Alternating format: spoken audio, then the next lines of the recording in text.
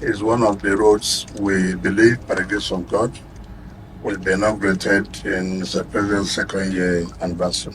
I'm surprised to hear that there's a different contractor for that, which is unacceptable to us. The contractor has stated that by September 2025, by the grace of God. This one, the main carriageways have 4 lanes each, plus this one. So it's total 10 lanes. Then the old road. The old road is this right-hand service carriageway. This new one is the left-hand service carriageway. Then in between there are 2 main carriageways. Okay, so total, yes, so total 10-lane expressway. So I don't know when this behavior actually began, but I started noticing that the FCT minister, Nyesom Wike, has started bringing his lookalike son with him on project inspections about 3 or 4 months ago. And of course, I started paying attention to see if this was just a one-off or it was going to eventually become a pattern. And since the first time I noticed this trend, I have seen the younger Wike at least 3 or 4 times, more or less inspecting projects in Abuja. The welcome one is outside expressway, left-hand service carriageway. We broke down from the beginning up to starting point 8 kilometers, and what is remaining is about 1.2 kilometers, which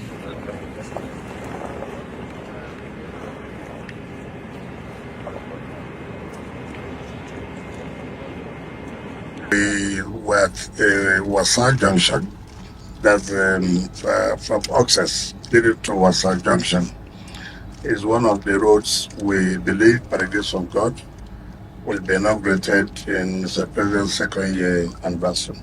For us walk, we will do our best to be sure finish before the end of. If yesterday no rain, we may finish it before the end of this week. But because the rain have a little friction on the walk, we will do our best to be sure the work be finished. The earthwork will be finished before the end of this month.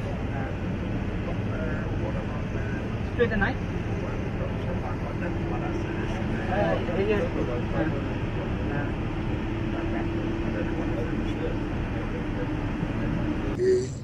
At the conference hall, and I'm surprised to hear that there's a different contractor for that, which is unacceptable to us. That the job was given to Julius Berger is tired. I cannot have different qualities. If you cannot say the up is funny.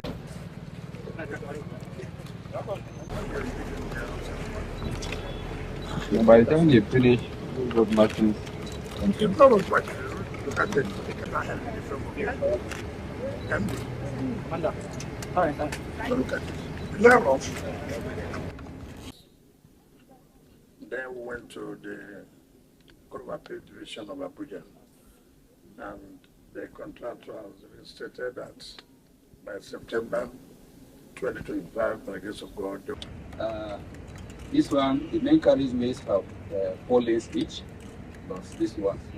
So it's total 10 lanes. Then the old road. The old road is this right-hand service carriageway. This new one is the left-hand service carriageway.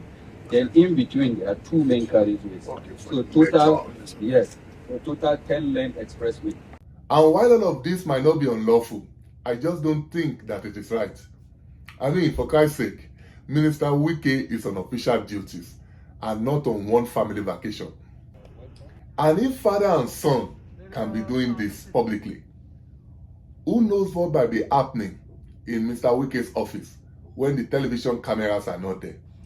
Is one of the roads we believe, by the grace of God. I mean, I personally would not be surprised if the younger Wike has been attending official meetings with his father presiding. Or wasn't it in this same Nigeria that this happened? Last week I noticed the audio access of people sneaking in and out of this council. Including, I saw the photograph of my son. He's sitting behind the cubicle there. That is not acceptable. I will announce to you, those people who are supposed to be here with my consent, and this Abala's man, as a policy, Bayo Nanuga, information and strategy, Akim Mori Okola, principal, private secretary, and Damilotu Aderemi, private secretary. Those are the people who are granted exceptions to be here when we are conducting the business of the nation. Unless I sent for you, don't come. Make it clear. And Secretary to the government and head of service, please take note. Unless they are your staff that is included, no one is privileged to have access in sitting in this expo, except those four that I've announced to you. Thank you very much. Now, for the avoidance of doubt, I absolutely have no problem with government officials bringing their children to work every once in a blue moon, especially if it is geared towards helping their careers. We all grew up knowing that education is essential, but there is usually a disconnect between education and where it's actually taking us. So in my opinion, I think it's an excellent way for them to learn more about the world outside of the school. Now, in this Mr. Wike's case, I honestly don't know what to think. This is son, whom I believe his name is Jordan, and I stand corrected, is a lawyer, and I'm not even sure how much of this project inspection visits is likely to help his career. However, if all of these visits is designed to get him to see what daddy is doing at work or to help his leadership skills, then that might be understandable. But the question is, when does visits like this become too many?